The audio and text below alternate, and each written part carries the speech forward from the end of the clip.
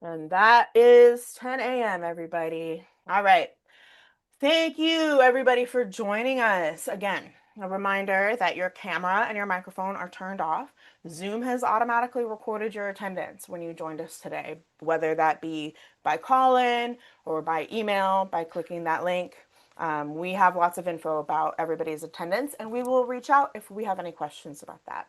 Now, I am going to turn things over to Tanya very briefly for a quick introduction. Greetings, SRP customers. I'm pleased to welcome you all to SRP's virtual Shade Tree Workshop. I'm Tanya with SRP, and if you weren't already aware, SRP is a community-owned public utility, giving us the ability to make customer service our number 1 priority.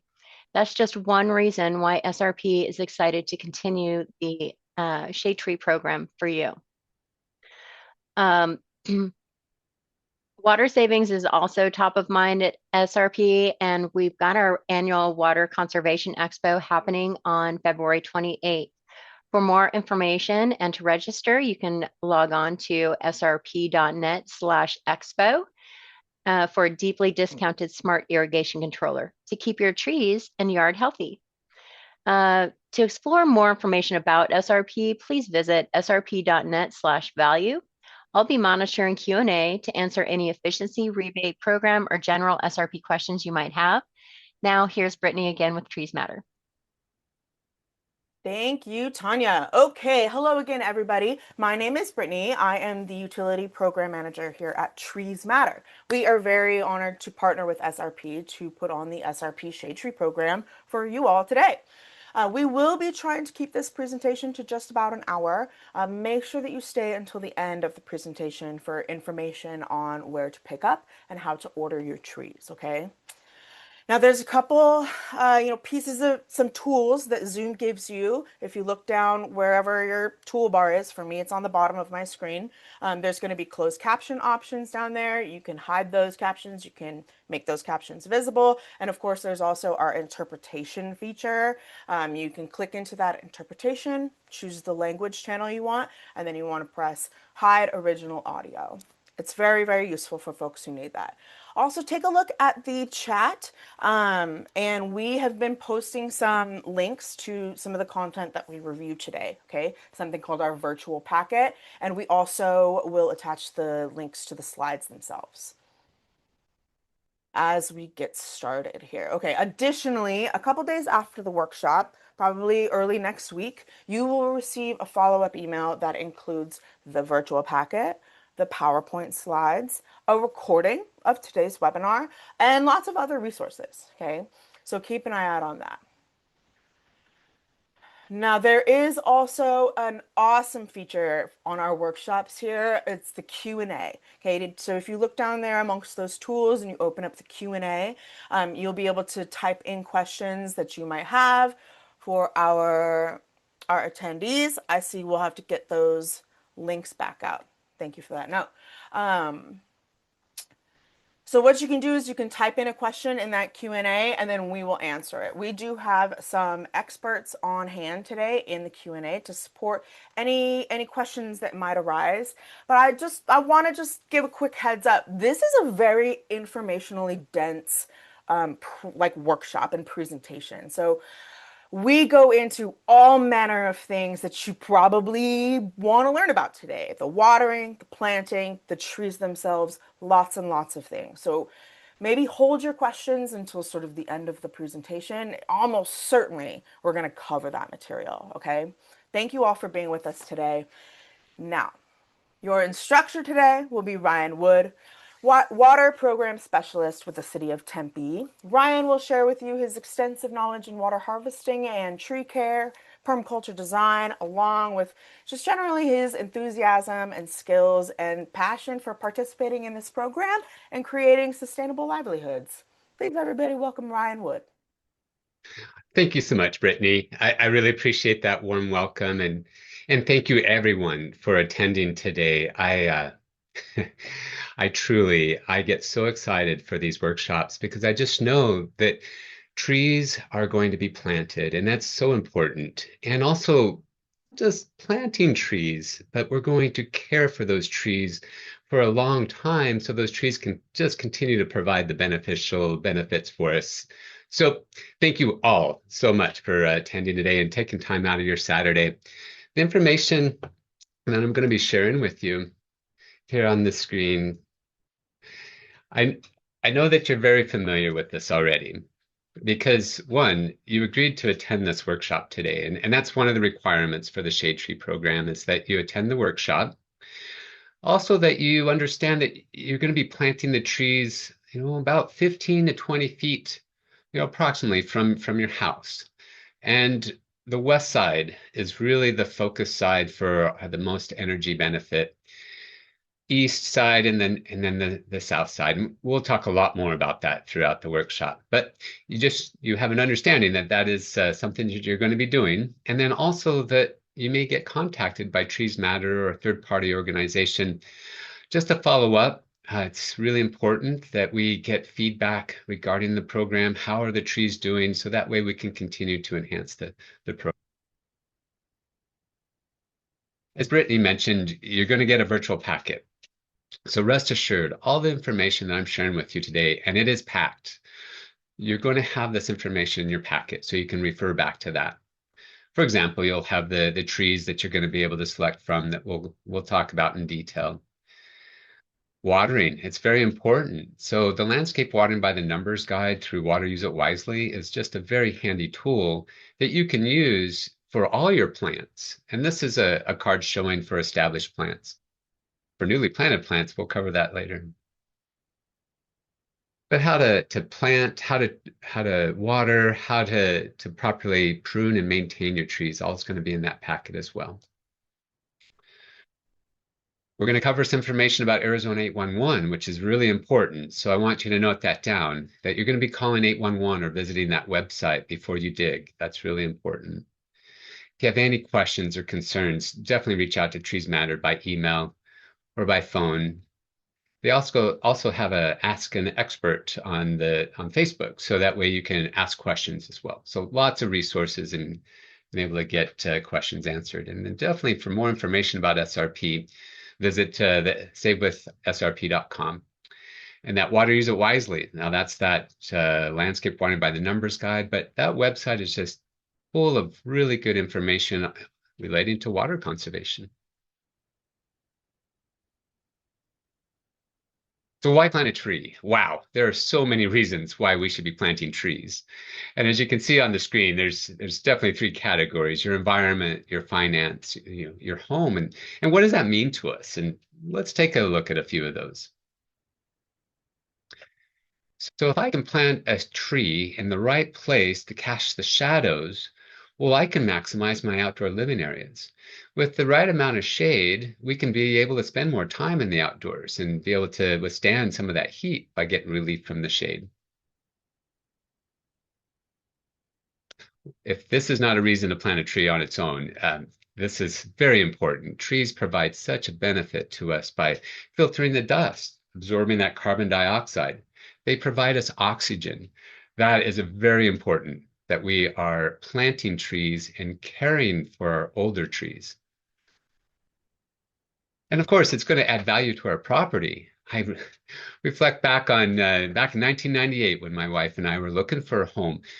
We wanted a front yard with 2 desert trees, an ocotillo, red yucca, not very specific at all, right? But that low maintenance yard. And so we're fortunate to find that home. Those trees, yucca, ocotillo, still providing benefits for us.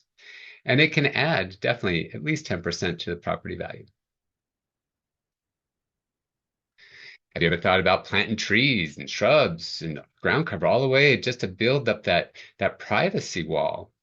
It also would help break out, filter the dust, help with the noise pollution. And so we don't have to always build block walls. We can build living walls. And I find that this is very important. When we plant a tree and our shrubs and ground covers, all our plants, we're providing wildlife. And that's important because we have wildlife all around us. And so if we provide that shelter, So for example, like the native velvet mesquite, which is one of the trees on the list, or the blue palo verde, they have tiny thorns, and those thorns actually help protect the wildlife. And so, thinking about all the hummingbirds, the butterflies, the bees, the round-tailed squirrels, all the different pollinators, the moths, but also the quail, the seed-eating birds. So this is when planting trees that are providing habitat, we get to enjoy that wildlife. And definitely adding color and interest. I want you to think as this is an integrated system. It's not just a tree that I'm planting. I'm planting the tree in my yard to be integrated with other plants. I want you to notice that red wall, the contrasting color of the blue, well, this is the Palo Verde, that green Palo Verde trunk against the red wall, all those beautiful perennial flowers. So integrate them into your landscape. And definitely a sense of place. The photo here is the saguaro and our state tree, the Palo Verde tree. That's the blue Palo Verde with the really profuse yellow blooms. When I'm not originally from Arizona, and when I learned that saguaros only grow in the Sonoran Desert, I found that very impactful. Because I know when I see a saguaro, I know exactly where I'm at. And we should be welcoming those plants. We live in the Sonoran Desert, so we should be focusing on plants that are indigenous to this area or very well adapted to this area.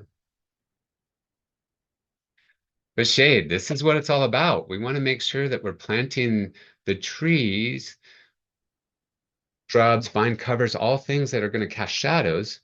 But we want to make sure that we can get it onto those, the shadow casted onto the windows, especially the walls, doors, all of those where heat can get into our home. But if we can put shadows, we can drop our temperature 10 to 35 degrees. And that's definitely going to help shave off of our energy bill. And our desert climate is changing. We're getting warmer. Our nighttime temperatures are getting warmer. And that's been a problem for a lot of our plants. Because if that nighttime temperature doesn't drop below 90 degrees, some of our plants just can't breathe. And so we have to think about how we can cast shadows over those surfaces like concrete, asphalt, rock, things that are going to soak in that heat and retain it at night. So when we get shadows over them, now we can help to keep our night times cooler. And possibly we could remove some hardscape, remove some asphalt, concrete. Here in this photo, this is an example if we could cut a hole in the curb or remove some of the curb and bring that stormwater back in to the landscape. That's called green stormwater infrastructure. And shade. I love this photo. I know we're all attending remotely today, but who doesn't look for that shaded parking spot? We'll be thinking about that when you're planting your tree. Where's that shadow going to be casted? And where am I going to be able to benefit it by the most? And so for this, we really want to make sure that you're going to maximize by planting the right tree. And so that's the right tree for you, right tree for the space. And that's really important.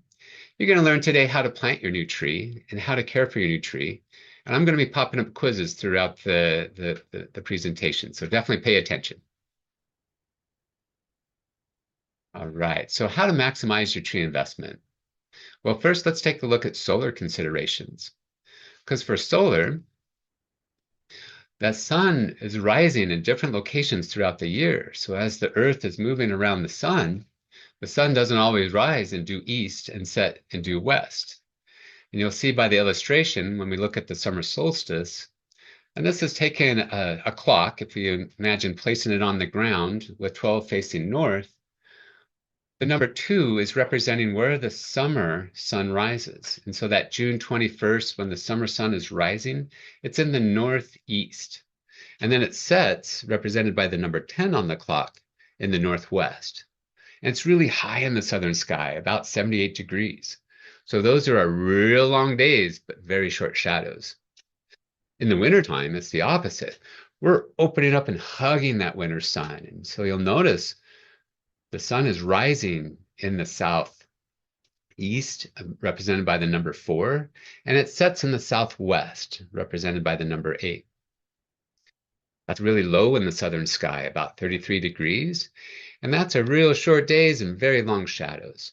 So why is this important? Well, it's all about microclimates. Where's the hot spots? Where's the cold spots? Where are we planting our tree, and what's the tree?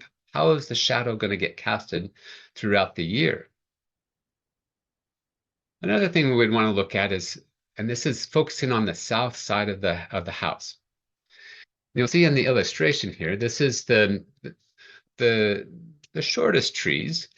They're the desert willow and the lilac chase tree. They're going to grow to about 20, 25 foot tall and wide. So when planted 15 feet away from the home, you'll notice the summer sun isn't casting a shadow on the house. But look at that winter sun. It is getting shadow all the way onto the roof in the house. Now, these two trees are completely deciduous, meaning they're going to drop their leaves in the wintertime. And that's important. I want to welcome that warm winter sun to help warm up my home.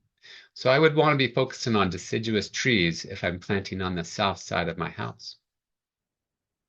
The larger tree, as we get into the mesquite and the blue palo verde, and so this is both the thornless and the native mesquite, they're going to grow to about 30, maybe 35 foot tall and wide. And notice here in the summer, we are getting shadows casted onto the roof, onto the side of the building. But look at that winter sun. We're getting lots of shadows. Now, these trees are considered semi-deciduous, so they're going to drop their leaves in drought tolerant. So if they're getting, not receiving enough water or temperature, which is usually in the wintertime or in the spring. When we get to the tallest tree, this is the willow acacia, 40 foot tall, 20 foot wide. Look at our shadow here in the summertime. We're getting a little bit, but wow, that's a lot of shadow in the winter time. So a little bit in the summer, but a lot in the winter. The willow acacia is an evergreen tree, so it's not going to drop its leaves at all in the wintertime. It's just going to kind of drop leaves throughout the year. So keep all this in mind when you're planting on the south side of your house. What type of tree am I going to plant? What's the height? And is it going to drop its leaves? Am I going to be putting shadows on my solar panels? So we want to be thinking about that. So the planting zone within this program, it's planting within 15 to 20 feet away from the foundation of the house. So you're just going to measure out from the house, and you're going to be looking at about 15 to 20 feet. Notice that the north side here, that is not included in the planting zone. It doesn't mean that the north side of your home isn't a great place to plant. It's a wonderful place to plant trees and shrubs and ground covers. It's just not part of the program because we won't maximize the savings on energy by casting those shadows because of the winter. Remember where the sun's at. It's mainly on the south side in the wintertime. So if you have that open spot, support your local nurseries. Check with your municipalities. For example, with the city of Tempe, we offer a desert plant rebate where you can get up to $75 a year for planting plants. But for this program, we're going to want to focus on the west side. If you can plant your tree on the west side of the house, you're going to gain the most benefit from that because that's the hottest side of our house. East side is the next, and then the south side would be the last. Now notice that the covered patio is not in that. It's because we're focusing on the air conditioning part of the home. And remember, if it's on the south side, think about going deciduous. Okay, I mentioned there was going to be a quiz question, so let me go ahead and pop that up for you. And go ahead and enter in your answers at any point. But where should you plant your tree to maximize shade? A, on the north side of my home. B, on the west side of my home. C, on the east side of my home. Or D, the west and east sides of my home. All right, I'll just give you a few more seconds. Go ahead and get your answers in.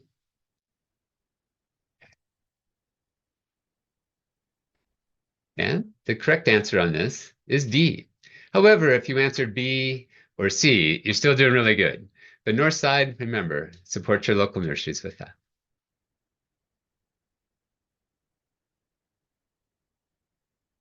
Okay.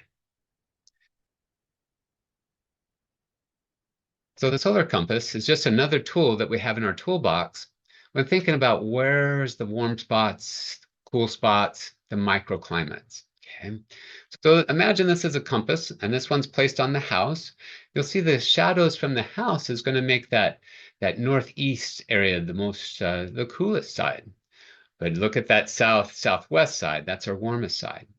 So if you're going to be buying a companion plant for your tree, and you look at the label and it says it would like, partial sun to some shade, plant it more onto the east side of the tree. If it loves full sun and can tolerate it, you can plant it more on that west side of the tree. Okay? So thinking about trees and how to plant them in the right location to create that wind barrier. So here in our area in Arizona, we get prevailing winds from the southwest. Now that means that's just the common direction where our winds are coming from. However, they change throughout the year. In the monsoons, we typically get them from the east or south. In the winter, we might get them from the north. But if you plant your trees in an area where wind is blowing through, that will help create a wind barrier, helps filter out the dust, adds a little extra humidity. So trees are a wonderful thing to plant to provide benefits. So proper placement. So this is important because we really want to maximize the energy savings. That's what this program is all about. So I want you to make sure that you're planting the tree to cast a shadow the right time of day onto those windows. Focus on those windows. I don't want you to plant the tree necessarily right in front of the window. I want you to get the shadow towards that, afternoon to late afternoon onto the windows if possible. That's our warmest side. Walls, of course, doors, and you're going to be planting about 15 feet, 15 to 20 from the house west, east, or south. So why do the patios and overhangs get a big thumb down? Well, it's not a bad place to plant. Remember, we're trying to maximize the energy savings. So we want to make sure the shadows are casting on part of the building that's being air conditioned. Traffic patterns. You need to look at your traffic patterns. For example, if you have, a dog might make very specific traffic patterns. Where are they running through? How does the person deliver the mail to your home? If you have a high traffic pattern area, near a sidewalk, so forth, you may consider not planting trees with thorns. Or, if so, make sure that you're maintaining and that they wouldn't snag anyone as they're walking by. But you always want to make sure of your traffic pattern so that way you're not planting the tree that's going to disturb that pattern. And shared landscapes. If you have a shared landscape, this is really important that you're talking to your neighbor. Let them know about this program and what you're doing. Because if you're planting your tree on the west side of your home, it's likely going to cast a shadow on the east side of their home. And so they're going to benefit from this tree as well. So let them know about the program and so they can go get their own free shade trees as well. Slope. If you have some slope to your landscape, I love that because I know now I can get rainwater to flow away from my foundation, away from my house, and I can sink it out into the landscape. So I can slow spread and sink that. So I'm planting the rain for my plants. That reflected heat and sun, well, when we plant the tree, it's going to reduce the amount of reflected heat off of the walls. So that way, when we're looking at other plants, we wouldn't have to be focusing so much on, ooh, can this tolerate that reflected heat? All right, here's another question. Go ahead and put in your answers when you're ready. What areas of my home are most vulnerable to heat gain from the sun? So there's those patios and overhangs. Remember, I was giving a thumb down to those. Walls, yes. Windows. Those windows are definitely, we have to make sure we're getting shadows on the windows. Or D, all but windows are most vulnerable. All right, a couple more seconds. Go ahead and get your answers in. Okay, and D is the correct answer. All but those windows are they're definitely the most vulnerable. All right, and so when we're planting trees, Well, we need to look up. And I'm going to talk about Arizona 811 a little bit more later on in the workshop. But you're going to call 811, but you want to make sure that you're planting your tree far enough away from those big power lines, right? Because we don't want the tree to fall into the power line. We don't want the tree to grow into the power line, or the utility company will have to come out. And if they're pruning on the tree, they might do what's called a 3-year prune. So it'll look pretty drastic, but we got to make sure that the trees are not causing a risk. So we must plant them further away. So we'll see, like with the chase tree, the desert willow that grows to about that 20, 25 foot, we're planting them about 25 feet away from the big power line. Same with the mesquite, Palo Verdes, about 35 feet.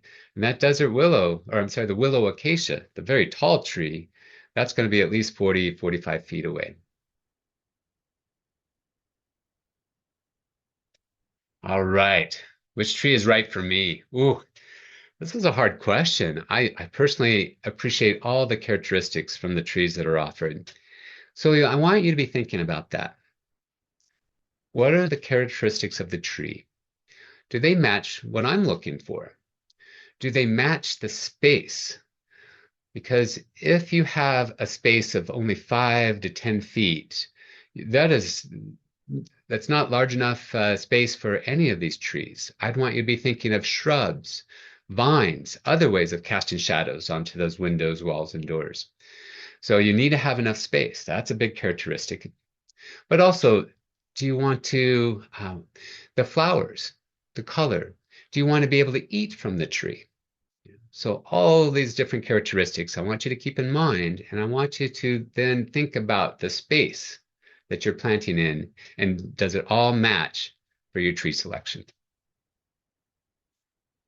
I want you to talk to your HOA. If you live in one, make sure that you are consulting with them on their plant palette, because they'll have a specific plant palette that you can only plant. And the trees that are offered through this program likely going to be on that plant palette. But just make sure, so that way you're not planting something that they're going to ask you to remove later down the road. All right, so in your packet, it's going to have this information that I'm about to cover. And just remember, when I say a certain size, trees don't always just grow to that size and stop, or they might not get to that size, or they might get a little bit larger. But you're always going to want to plant for that, roughly that full size. So always plan for the full size tree, diameter and height. Okay. So the first two trees are the mesquite trees. I'm going to talk about them pretty much interchangeably because they're very similar. The thornless mesquite, well, the big thing that's different with that one is it has no thorns, or very few, if any. And both the thornless and the native mesquites, they're going to grow to that, around that 30 foot tall and about as wide. They typically grow wider than taller. So, they look a little bit more kind of squatty and wider. And they'll have that wide spreading crown. Both have those tiny little narrow leaves, the little leaflets. Okay. The bark is going to be a darker color and it's kind of this shaggy texture.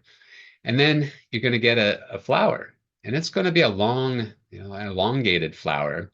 It's kind of yellow and white, and that flower is going to turn into an edible seed pod. And so if you like mesquite and mesquite flower, when harvested at the right time on the mesquite pods, it can be ground into a mesquite flour that can be used for, substituting in, well, cookies and brownies and pancakes, all the things I probably shouldn't be eating. But it definitely adds a nutty, sweet flavor to it. But that's just one characteristic. Both the native and the thornless is going to produce a bean pod. If you're not sure, sample which one and see which is the best to harvest from. But very similar, it's going to, they're going to drop their leaves either through the cold, meaning temperature, where if it gets down to a certain temperature, they're going to drop their little leaflets. If we don't reach that temperature, or if they didn't drop due to drought, they're going to drop in the spring right before it pops out new leaves. Okay. So it's called semi-deciduous. And boy, all the trees on this list are low water use trees. And so I would personally avoid planting any of them in grass because grass gives more frequent watering. But this tree, mesquites will take as much water as you give them, and they'll grow. And so just be cautious of that. If you're on a flood irrigation, yes, these will do well, but I would also be thinking about how maybe creating a higher area so the tree doesn't get as much water as the other flood areas. And then just remember that the native mesquite, they're going to have the tiny little thorns, so just be cautious about that. Now, the blue palo verde, this is our Arizona state tree. It's going to grow to about 30 foot tall and about as wide. They have that naturally low spreading crown structure with branches typically lower on to the trunk. Sometimes they'll be multi-trunk. They have very tiny leaves like the mesquite tree. And just like the mesquite tree, they're drought deciduous or they're going to be cold deciduous. Okay. And when they drop, you get this beautiful bluish green trunk. That's another characteristic of the blue palo verde is just the color from it. And then in the spring, it's going to pop out those beautiful, brilliant yellow flowers, and they're going to produce a little bean pod as well. But as the tree ages, that bluish green trunk is going to roughen a little bit. I like that. It gives a little bit more extra character to the tree. Now, this one, I would avoid planting in grass. Palo verdes will grow too fast with that extra watering. So we want to slow them down and just give them the right amount of water, the right frequency. So I would avoid that. And then just keep in mind, they have small little thorns. So be cautious about your site selection.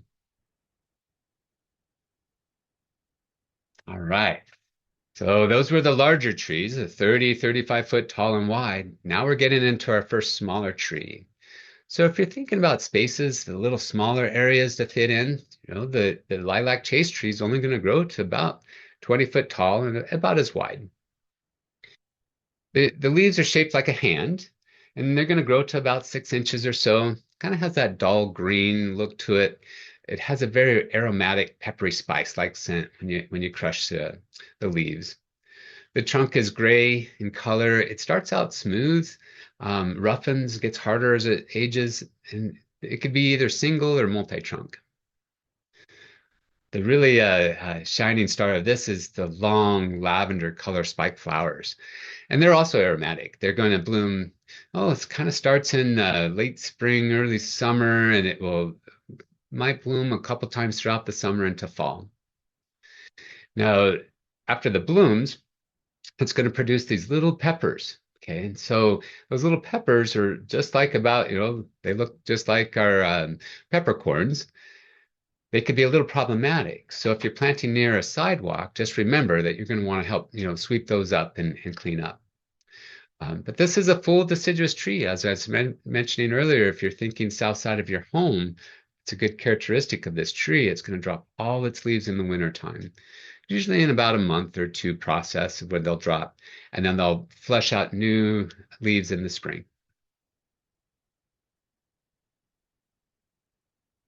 The desert willow. Again, this is one of the smaller trees. It only grows to about 20, 25 foot tall and wide. It has a real spreading open crown to it. The willow-like leaves they're long and thin. They have kind of a green, a little darker green color to them. They look very similar to an oleander leaf.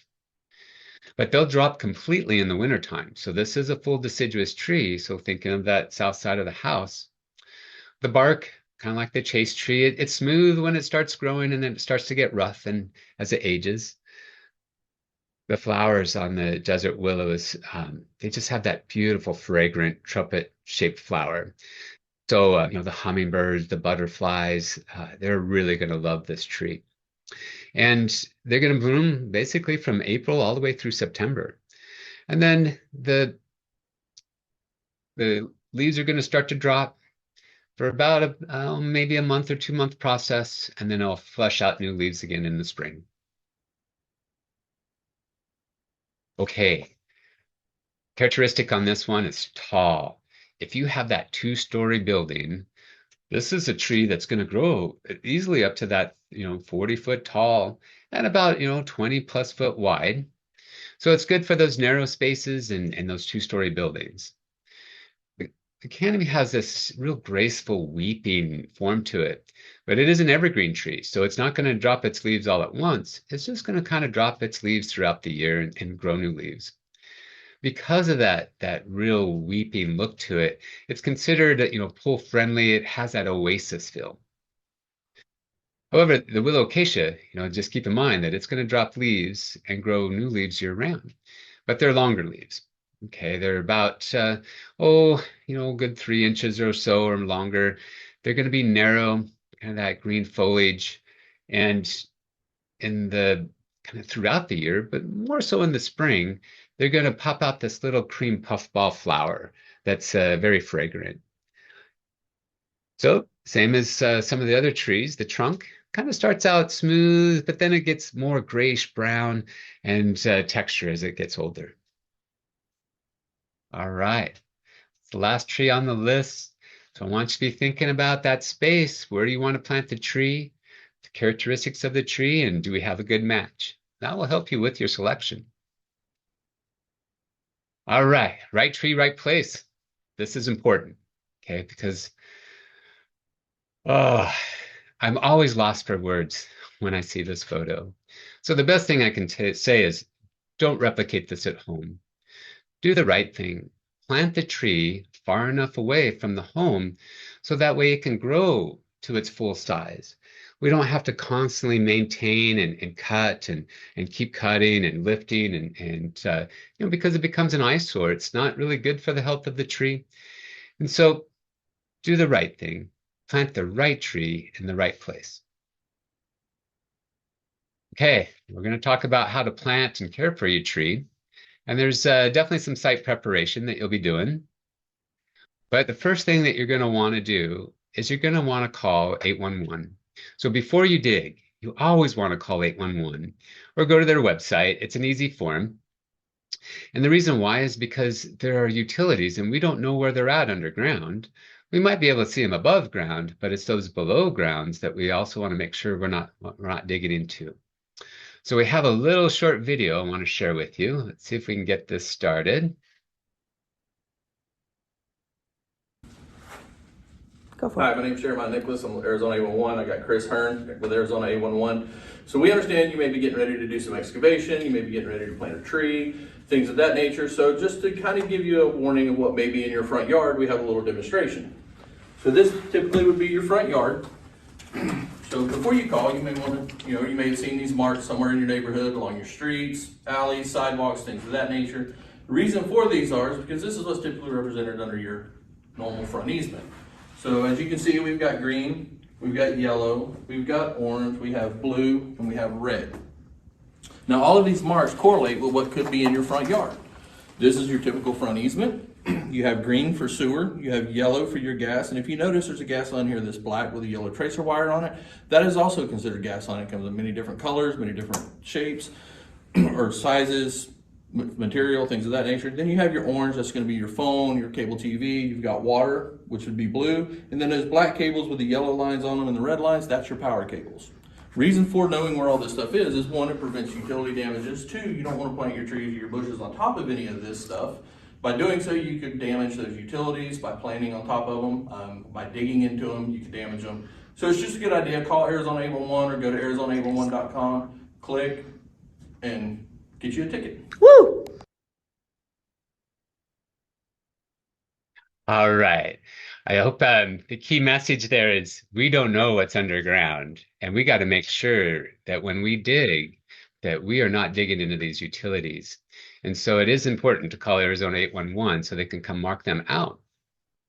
And then, for example, when they do, you're gonna if when you're digging and if you run into any lines like this, you also need to call Arizona 811 after that because they need to know. So if they come out and mark them and you hit a line, you still need to call and let them know. All right. So have a little quiz here. All right. I should call 811 to coordinate utility marketing to Comply with Arizona Underground Facility Protection Law. Yeah, it is a law. Keep myself and my community safe. Now that makes really good sense. C, avoid disruption to vital services that we all rely on every day. That's important. D, ensure I'm making the best choice in terms of environmental impact. Or E, all of the above. All right, I'm going to go ahead and stop the polling here, share the results. And E is the correct answer. We want to do the right thing, so call 811.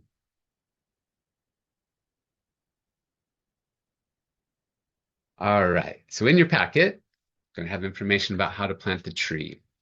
So when you plant the tree and when you're all done, it should look something similar to this, where you're going to have your backfill, some mulch. The mulch does not go up to the trunk of the tree. Okay, so that's what we're going to end up with. But how do we get there?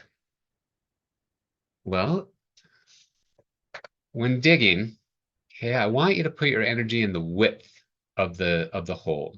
I don't want you to over excavate. I don't want you over digging the hole. I want that root ball to sit on nice firm soil. Okay, and so put your energy in digging wider. Now, this here is a 5-gallon bucket. Your plant is going to be in a container that's going to be even smaller than that 5-gallon bucket. Pretty close. Okay, so imagine that. You're just going to be digging a hole that's either, 2, 3, 5 times the diameter of that hole, of that bucket. Okay, so we want to basically decompact the earth to give those new little baby roots a chance to grow in. Okay, so we're going to dig wider, but we're only going to dig down 90%. Now, what does that mean? Okay, so in your bucket, I want you to imagine this as a tree. This is my soil probe, okay, but today it's a tree. And so when you're carrying your tree, I don't want you to pick it up by the trunk. I want you to brace it by the bucket. But I want you to look through that bucket. I want you to dig around into the soil and move it away until you find where is a root flare. There's going to be, you follow that trunk down, there'll be one big root that flares out. Okay, that's important to note because that root flare, I want it surface level or just a little bit higher. Okay, because if the root flare goes below the soil, then that exposes the trunk, the part that likes to stay dry, buried in soil where moisture's at. So we want that root flare right at soil level or a little bit higher. Okay. All right. So, but when we dig, we also have to know what is our percolation? How well does that water flow through and percolate into the soil? Is it going to stay there for a while? Is it slow or is it rapid? Okay. So we're just going to dig a hole about 1 foot deep. We're going to fill it completely full of water. We're going to let that soak in. We're going to fill it completely full of water, let that soak in. And if you come out in 24 hours and you still have water in the hole, you have poor percolation. So what you have to do is dig a chimney hole. And so that chimney hole, as you can see here in the illustration, it's not below the root ball. Remember, I want the root ball to sit on solid surface. Okay, so solid ground. So that's why I'm going to dig my percolation test off to the side of where I want the tree actually be placed. Okay. All right. So placement of tree in the hole. So as I mentioned, I don't want you to just grab the trunk of the tree. I want you to have the pot. I want you to lay it on the ground. I want you to tap around the pot, loosen it up off the sides. You're going to hold, and then you're going to remove the pot away from the root ball. Okay. Now I want you to get a good look at that root ball and where the roots are. Are they circling around? If so, I want you to take your hands or a tool and I want you to straighten those up. You might even have to make a snip or a snip on the roots if we get some that are really circling around. Because what we want is to make sure those roots will find their way into their new home and not remember that they just have to grow in a circle. Okay, so we want to make sure that the roots are going to be growing out. I don't want any matted roots on the bottom. I'm going to pull those, or I might have to cut a little bit of those off. And then once I get that in, I'm going to place it into the hole. Then I'm going to take a stick or my rake. I'm not going to take my shovel handle because it has a bow to it. I want to take a flat board or a rake and I'm going to place that over the hole. And what I'm doing is I'm looking to see where that root flare is at. Is it too low or is it too high? If it's too low, I want you to carefully remove the tree out of the hole and place it off to the side. And now I want you to take some of that soil you dug out, put it back, and then I want you to compact it down. So that's the only time I really want to see you getting in there and maybe stomping onto the soil, to get it good and compacted underneath that root ball, because I don't want the tree to settle. Okay. And then I'm going to put the tree back in, check to make sure I'm at the right height. Yep, I'm good to go. Now I'm going to start backfilling. And notice there is no mention of any fancy amendments on this illustration. There's not even a compost. Our indigenous trees and adapted trees, well, they're adapted to our soils. So if we highly amend the soil, eventually that is going to deplete and it's going to be right back to the soil that it started with. So let's not give them any false hope. Let's give them the native soil they're going to be growing in. And when you backfill, go ahead and use a garden hose with a slow flow, and you can move that around to help settle the soil as you're backfilling. That way you're watering in the tree as you're backfilling as well. If that's not an option at the time that you're backfilling, then take your shovel and flip it around. So not the digging end, but the end of the handle, and use that as a tamper. And you're just going to tamp. What you're trying to do is just get the air out of the soil, but we're not really compacting it. We're just trying to get the air out of the soil. And then leave a little dip. So that way, when rainwater, surface water flows in, it can flow in and into that little basin, but that's also for your watering. If I'm watering by a hose, I can water in that water well.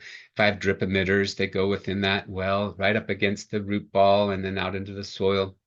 And then add an organic mulch. Adding organic mulch, like a wood chip mulch, is going to feed the soil and hold moisture. Rock mulch will help hold moisture, but it doesn't feed the soil.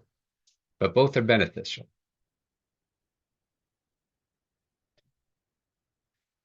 So staking is not required for these trees.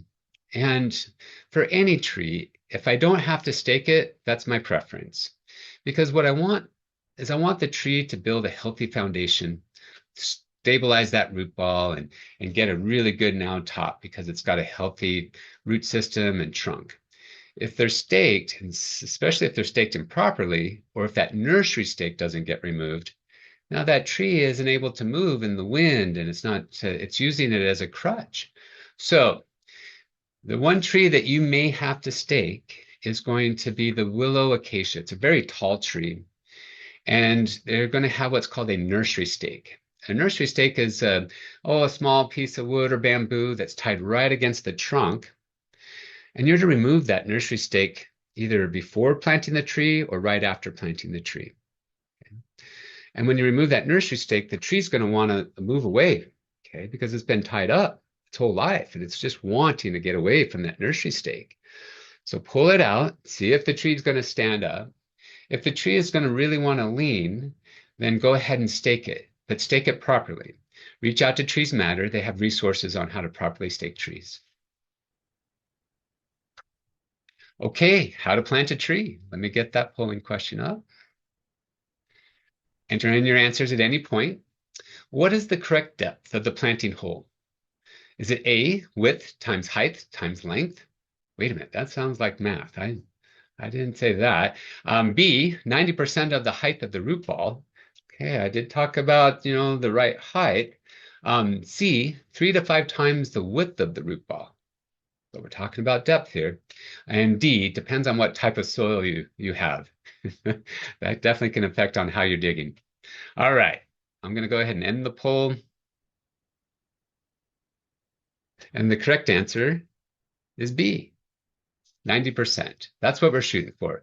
We just don't want those trees planted too deep. Look for that root flare, measure up from the bottom of the pot, and say if it's 10 inches, your hole depth is only 9 inches.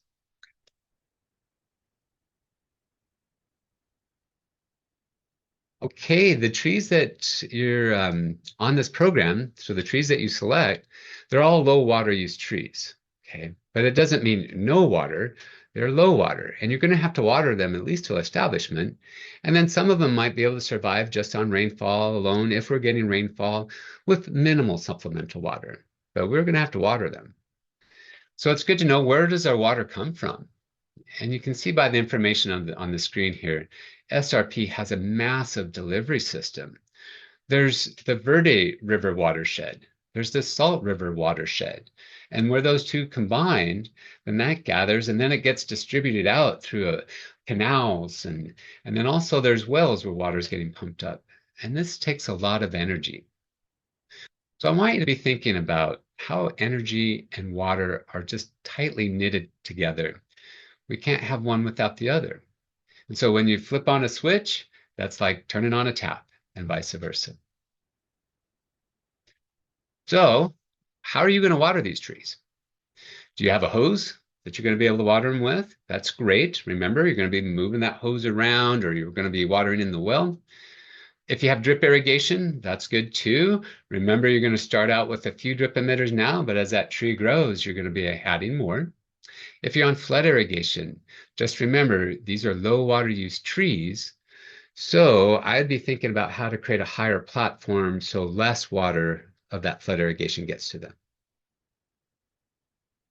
Maybe some sources you haven't thought of, and that's our gray water.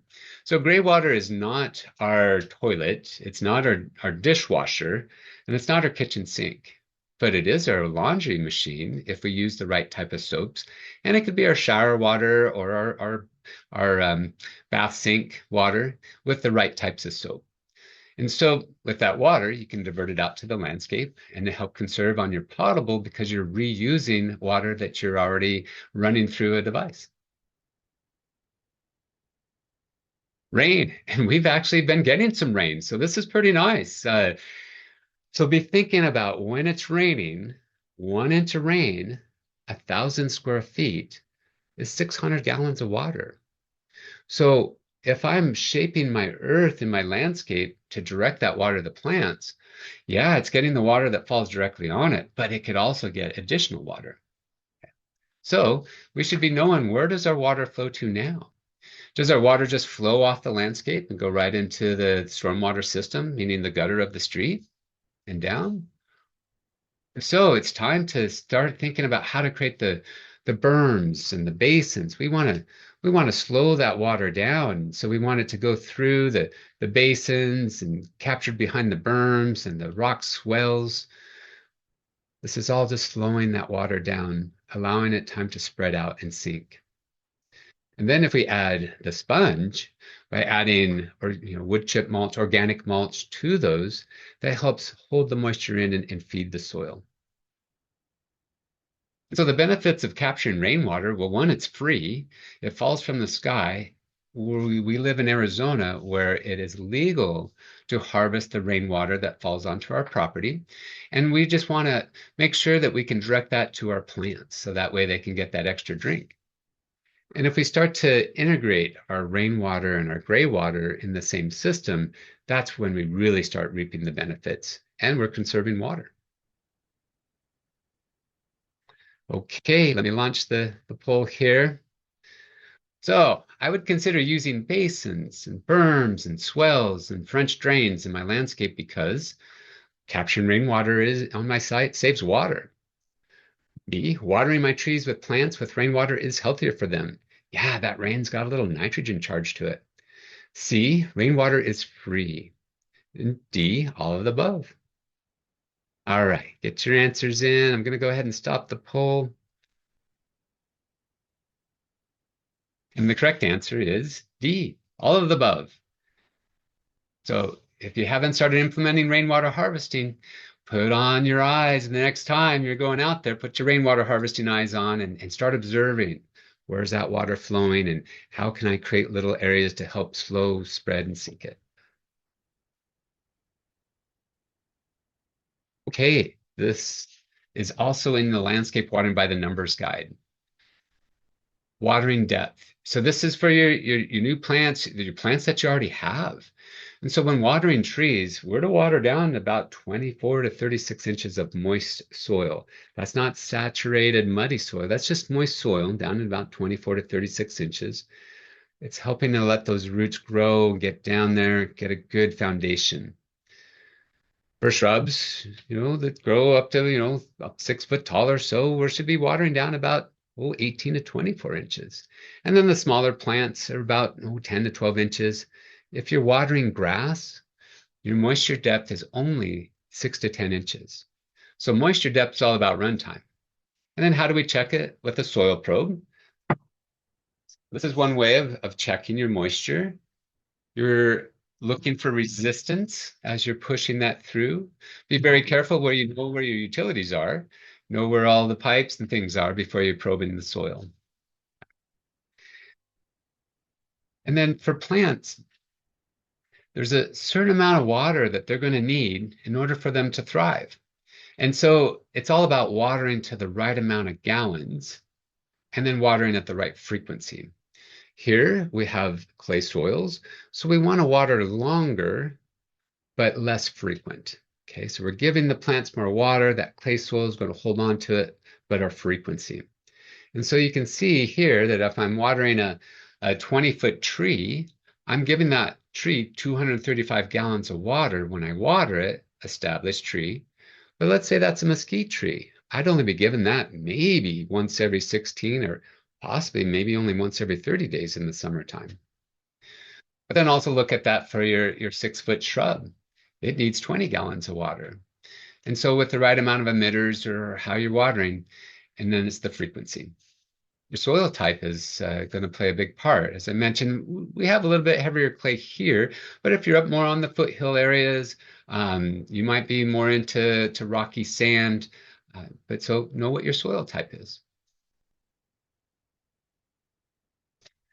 How wide should I water? This is a common mistake. We're watering right by the trunk. Okay. We only do that when we first planted it because we're trying to keep the root ball and that native soil moist. As the tree grows, we're to remove that water out. Same with our shrubs and our ground cover. I don't want to focus that water right by the base because that could promote rot right there at the trunk. Okay, so how often should I water? The one here, this one's for established trees, but this one over here is for your newly planted. And so it breaks it down into summer or fall to spring planting. So you'll notice if I'm planting in the summertime, I'm going to water once every 1 to 2 days, that first 1 to 2 weeks. My main goal, I just want to keep that root ball moist, and I want to keep the native soil moist around it. Not saturated soil. I don't want mud. I just want moist. And in the fall, the spring, I'm going to do that once every 3 to 4 days because the water isn't going to evaporate. The evapotranspiration is not as high in the winter as it is in the summer, which you can see by the illustration here. So for your new plants, they're going to be 5-gallon size plants. When you plant them, expect that you're going to give them about 5 gallons of water. And you're going to give that probably for maybe the first year and then up to 10 gallons of water. Okay. And then you're slowly going to increase how many gallons you're going to give that based on the chart on the size of the canopy. Now, I mentioned earlier how energy and water are just tightly knitted together. So I want you to be thinking about that. It's an integrated system. Remember, I started out saying it's not just planting a tree, it's planting the right tree, the right place, planting the shrubs, the ground covers, the perennials, all the things that will go with that tree, shaping the earth to slow spread and sink the rainwater, using our mulches to help hold that moisture in. It's an integrated system. And if we do the right thing the right way, we'll definitely be able to save energy, and we also will be conserving water. All right, here's another question. So how can you save energy and water by planting a tree? A, selecting a native desert adapted tree. B, properly locating and planting a tree. Or C, taking proper care of a tree. Well, we covered a lot of that today. And so go ahead and get your answers in. And I'm going to go ahead and end polling now. The correct answer on this is definitely D, all of the above. Okay. All right. Maintenance. There's always going to be maintenance. Every living thing has some sort of maintenance to it. And so the thing is can it be low maintenance or irregular maintenance? And if we do the right thing by planting the right tree, right place, that will definitely help minimize the maintenance on these trees. And I don't want you to prune the first year. If something got damaged during, the transportation or when you're planting, okay, that little snip, maybe another little snip, but that's it. I want it to focus its energy onto the roots. If I cut too much on the top, then the tree wants to put its energy there. So I want it to focus on the roots the first year. After that first year, maybe another snip here, another snip there. Second year, yeah. By the third year, that tree should be really taking off and growing. The structure might need to be, helped out with by pruning. If you're not comfortable with that, hire an arborist. They will definitely understand by knowing the tree, the place it's in, and the cuts to make. And then definitely do the right thing. We don't want to make any hazards. So disposing of the pruned branches responsibly, always consult with the professional if you have any questions. And this is really the good news.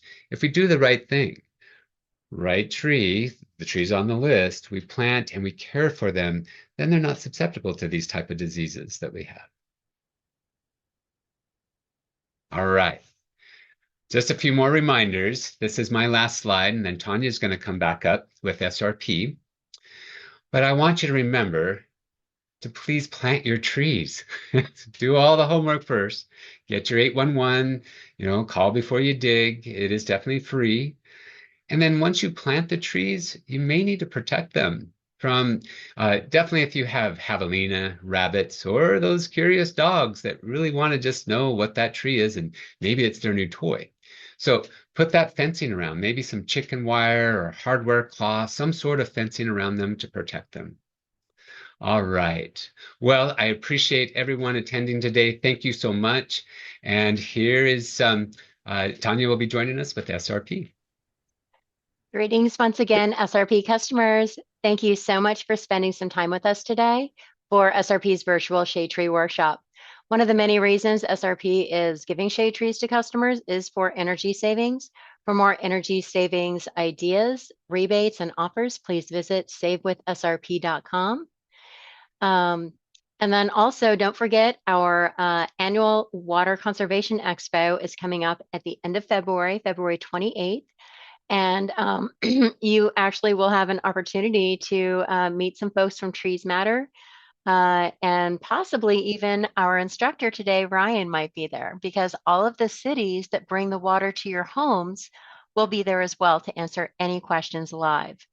And then there are also going to be some helpful landing pages on a slide, including srp.net/history. And I highly encourage that. SRP's history is so rich, and I love everybody knowing about it because it's one of the most cool things I've ever learned about how Arizona became a state. To learn more, srp.net/history. Now, thanks again for joining us today. We know your time is valuable. Thank you again. And here's Brittany with Trees Matter with next steps.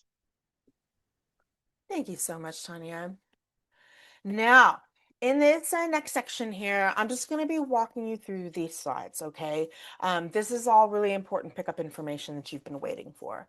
Now, for most of you, once you click the little leave button, whatever it looks like for you, to join, to leave this webinar, an evaluation form, you should be redirected to that through your web browser. Please fill that out. It really helps us improve, it really informs us on how you guys are feeling and what's going on over there on the other side of the screen. If that doesn't pop up for you, though, don't worry too much about it. We do include links to those things in the follow-up email that you get next week, okay?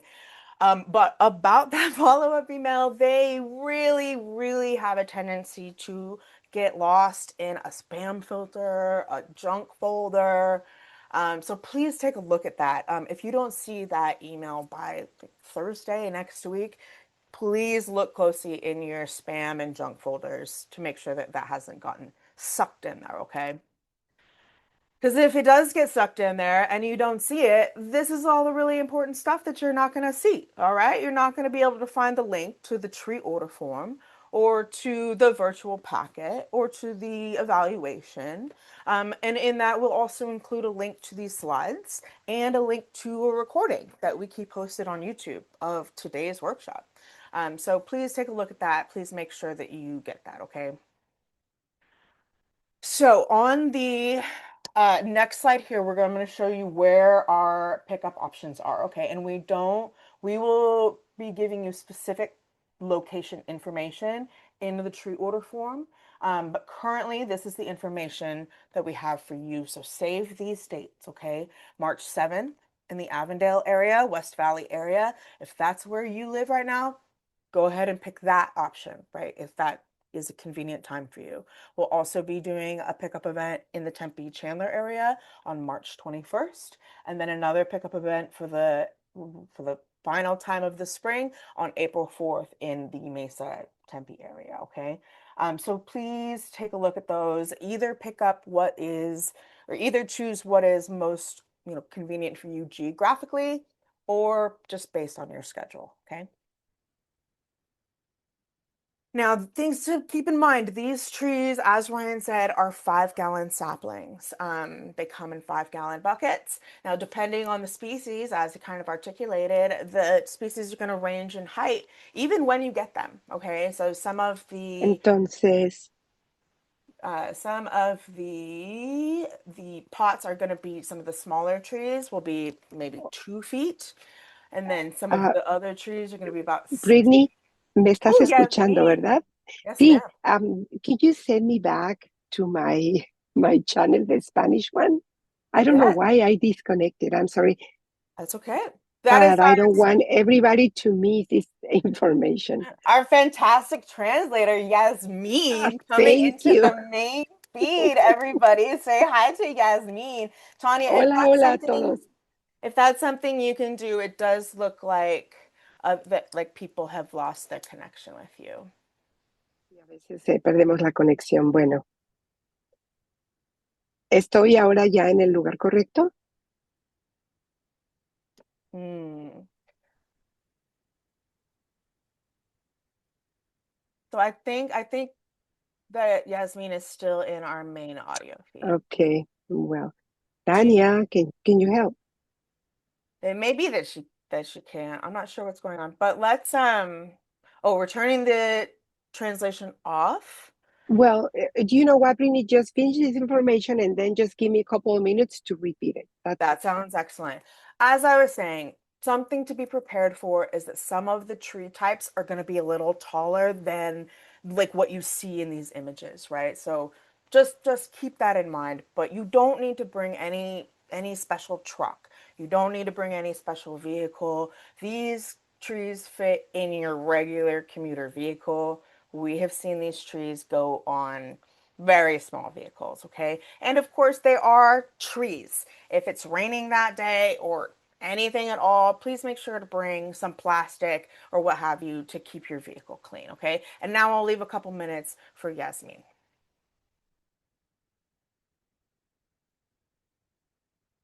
Oh, look at that. And it looks like,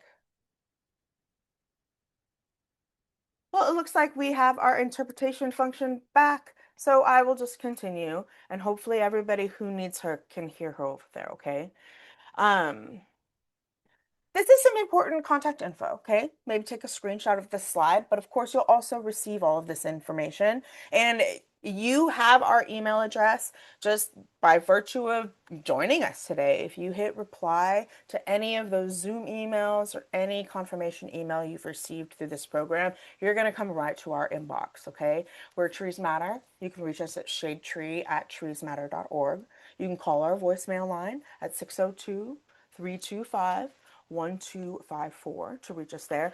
Make sure, keep an eye when you pick your pickup date, even if it's just in your mind for now, make sure you have a plan to call 811. It's very important that you do that within about 2 weeks of planning to pick up those trees so that you can follow Ryan's advice and plant them right away. In the spring, it's so important to plant it right away because it gets hot so quickly. So you want to get those things in the ground, okay? Well, I see that our Q&A is completely wrapped up right now. Um, some people have already done 811. You're gonna need to do that again, unfortunately. I know that for me, I had like fiber installed in my street. I could have not noticed that that happened, and that would have happened over the course of, like a 6 week period. And then there's new stuff under the ground, and you don't know that that stuff was there because you did 811 previously, right? So keep that in mind. 811, a little bit closer to when you want to actually pick up your trees. Okay, folks. This is the end of our workshop content, however, everybody. Okay, so we're gonna leave that Q&A for a couple minutes, and while everybody wraps up their questions there, I just want to take a couple of minutes to thank you all. Okay, that's gonna be my final words here. Okay, to just thank you all for coming today. Thanking our excellent partners at SRP, Tanya, our whole team over there. Thank our fantastic translator. I'm so glad you guys got to meet her briefly, Yasmin, with the bilingual experience. And how can we even forget Ryan Wood, our delightful instructor? Ryan has been doing these presentations for us for such a long time, and he genuinely does love doing it every time. And if you are a Tempe resident, I bet he would love to meet you and help you out with your water management and your water conservation situations. Okay.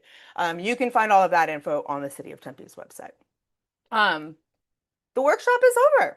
Okay, folks, we are again very grateful that you chose to spend some time with us today. I really hope you're getting some rain today. I hope you're getting some rain and having a really nice start to your weekend.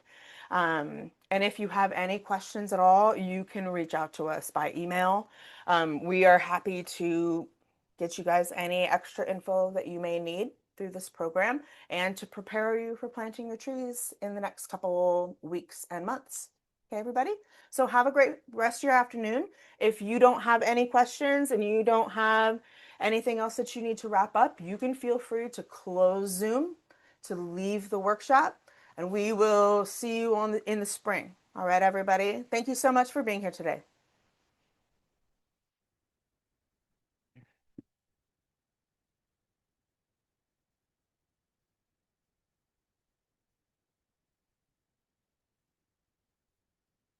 Mhm.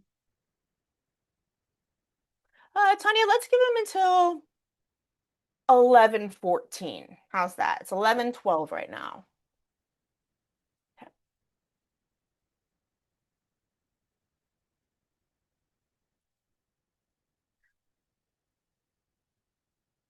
I should also shout out, I wanted to say, if you're in the Q&A and you're coming up as anonymous attendee, it would be useful if you sent us a quick email at shadetree@treesmatter.org so that we can make sure your attendance is noted. That would be helpful. But otherwise, our workshop is all done. Thank you, everybody, for being here today. Mhm.